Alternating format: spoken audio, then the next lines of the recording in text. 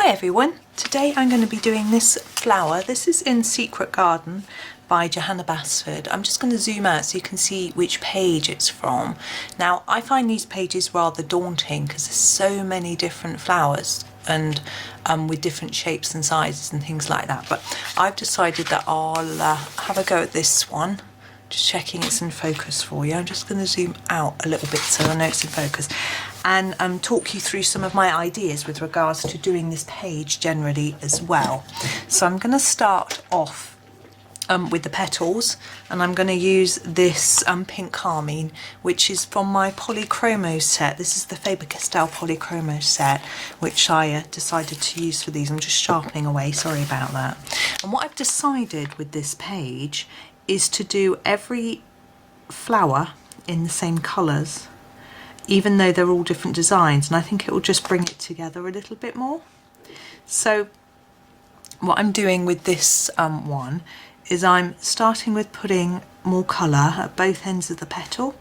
So I'll talk you through what I'm doing. I'm putting more layers down here, layering on top, and then reducing my pressure on the pencil as I come up towards the middle, and doing the same on the end. And I'm going to choose my lighter shade to finish it off in a minute. Now my plan is to do this with every petal on the page, and then to do all the centres in a similar way as well. And I hope that because all the page is so different, it will just bring it all together. Now as for a background, we've got a lot of background on this page. I'll probably leave it as it is.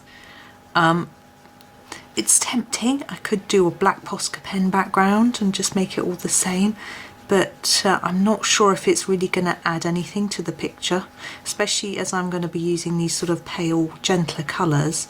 I'm not sure whether a black would really quite work. I like it when you're using dark reds and dark blues and purples, but not perhaps so much with a pink. So anyway, we'll see. I won't be making that decision until I've done every flower, which will take me a while. Now also on this page, on the right hand side of the page, I'm colouring the left hand side. The flowers on that side have no detailing in them, and Johanna has asked us to add our own inky details. And I wanted to give you a little tip about that. I've done that on the other side of the page, and I was very careful though to use a waterproof pen. I started off with pencil, have to admit, and then went over it in pen, and I used a Staedtler fine liner pen, the ones that Johanna herself uses actually and recommends. And the reason I wanted to make sure it was waterproof was because I hadn't decided what I was going to do with the page, and if I'm going to use any blending solution or water, if you were doing watercolour pencils, which actually I don't tend to do, then the pen would just run and be horrible.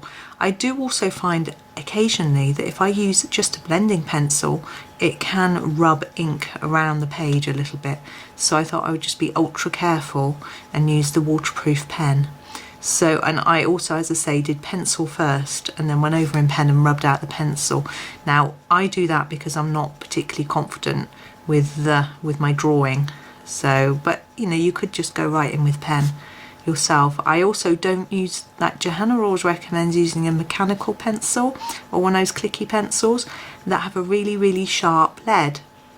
Now although I agree with her that it produces a nice fine accurate line, the problem I find is that I press too hard, and with that very sharp lead it leaves an indentation in my paper. So then when I go over it with the pen and rub it out, there's this mark, and if I try and then colour over the top, I've got a little indentation. So the next colour I'm going to go in is the Rose Carmine. It's very hard to see these colours with my lamp. I can't really let you see it. It's the Rose Carmine. Hopefully you can see it better than I can on my little screen on my camera. And I'm going to go over the top of a little bit of this and then draw it towards the centre. And I'm going to leave a little bit of white. Not a lot, but a little bit, just to give the impression there's some light falling on the leaf. That's what I want to do. And sometimes when you do this, it almost gives the impression that the leaf's bent a little bit. It depends on the size of the petal, sorry, not leaf, petal, and how it's been coloured. So we'll see whether it does that. I think it is. Usually I find you have to do quite a lot of it to see whether that's working or not. So I'm going to work all the way around with this. So I'm using quite an equal pressure across all of it really, but trying to fade it out just towards the middle here. And you see I'm using this up and down stroke. I don't know why I do this. I always find it seems to work for this. It sort of helps me bring together the two sides of colour somehow and leave some gaps but not all gaps. So it's just a technique that I've started using. But when you're watching people's videos and watching their techniques, I would think hard about copying them exactly with the way they colour. Think about what works for you as well. You might learn something by trying something new, but on the other hand you might find that it just doesn't work and that the technique you're using is really good. So bear that in mind. Don't try and change what you're doing if it's already working for you. Gosh, there's a big white gap in this one, isn't there? Okay, so just draw it in towards the middle. Now this effect leaves it looking like it's not complete. There's not colour on every bit of the petal. And what you could do if you wanted more colour is go back over it in an even lighter paler pink, which actually I don't really have in my set, or a white. You could take a white across here to blend it all in. I'm going to leave it as it is. I'm happy with that effect. That's the sort of effect that I'm looking for. Now the centre of the flower, I'm going to start with my earth green yellowish, which is number, oops, ran the wrong way, 168. He's quite tiny, isn't he?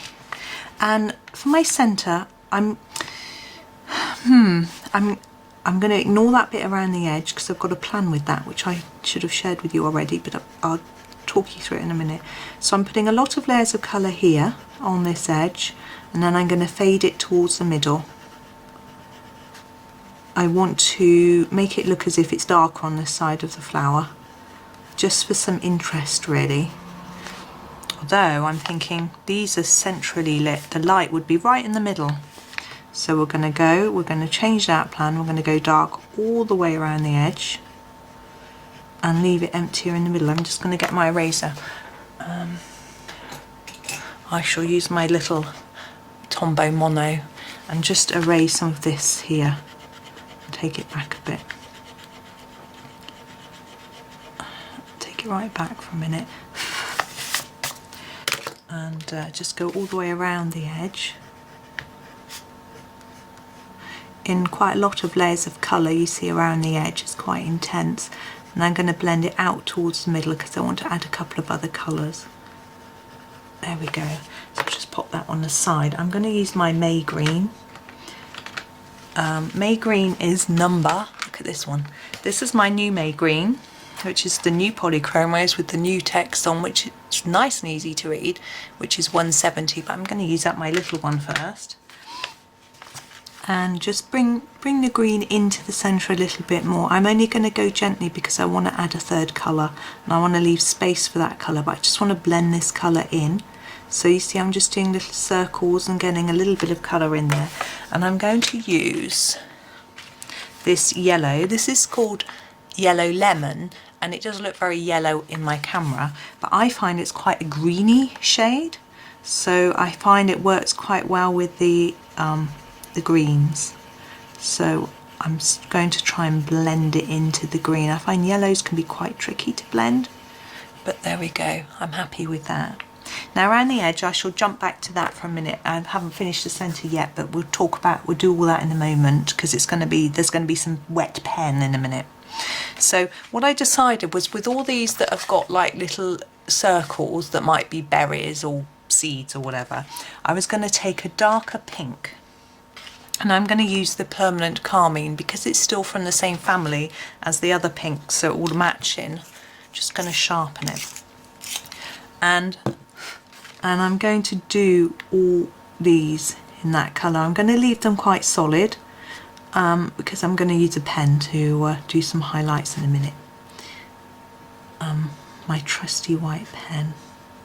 So all the flowers will be similar. Any ones that have seeds will have this colour. I know this isn't necessarily seeds here. It might be that we're seeing the petal through this sort of fancy bit. I don't know. Just imagine, you know, just think about how you imagine it. It's it's fun because Johanna doesn't always draw the flowers to look like a real flower, so we can use our imaginations a little bit and come up with some great fun ways to colour them in. So just going all the way around here. Now, there we go. Around the edge of this where it's white, I want to leave it white, but I want to get rid of that black line that's there. So I'm going to go in with my jelly roll and I'm going to go on top of and just delete out that black line a little bit all the way around. It just softens it a bit, I think, and it also covers up where I've gone over the line. Although my hand isn't any steadier when I'm using pen than pencil, so I'll just end up going over the line in the other direction with the white. But I'm going to go all the way around. Now I think it makes a difference, but you might decide, nah, I'll skip that step. And with the other flower shapes, they might not have a bit like this to go around, but I'm just sort of working with them one at a time, really. I'm not going to go around that edge because these aren't that big, and I think I might just go all over them because I'm not very good. You could go around these as well. Now what I want on these seedy bits that I identified as seeds is some light. So I'm going to put a dot to make it look like, I'm going to try and get them in the middle this time, like they're reflecting some light, like this. Now I'm also wondering, we've got these lines drawn on the leaves and we could go over that in white as well. But on this particular flower we've got so much white, I'm going to leave it because I think it might just be too much.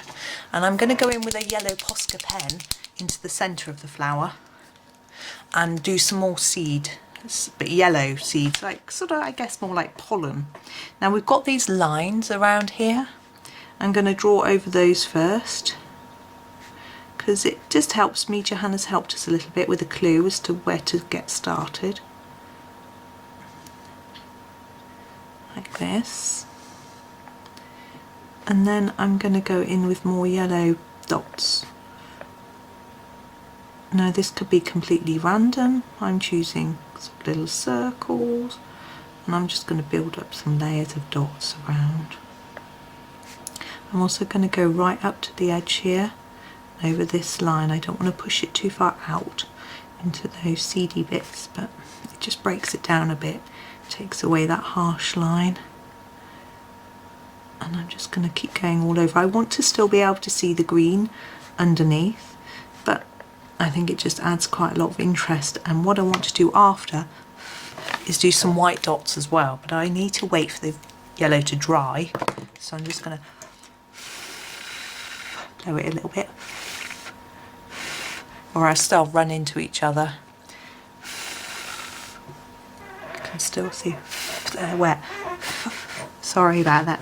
So I could use a white Posca pen, which I do have, but for some reason I find my white Posca is a bit runny. This one isn't working.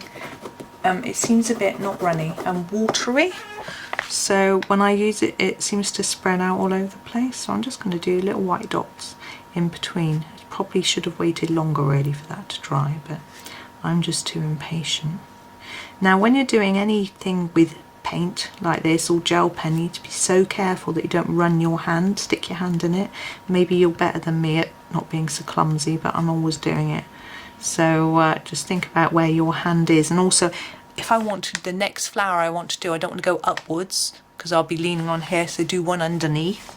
So you're not, and also if you get, if you do want to do one that's above it, turn the book round. So you'll just avoid touching that at all costs. Now, I've noticed the yellow around there didn't work. I don't know why. Maybe I just forgot to do it. There's no dots along here. I'm just going to pop a few in and then I'm done.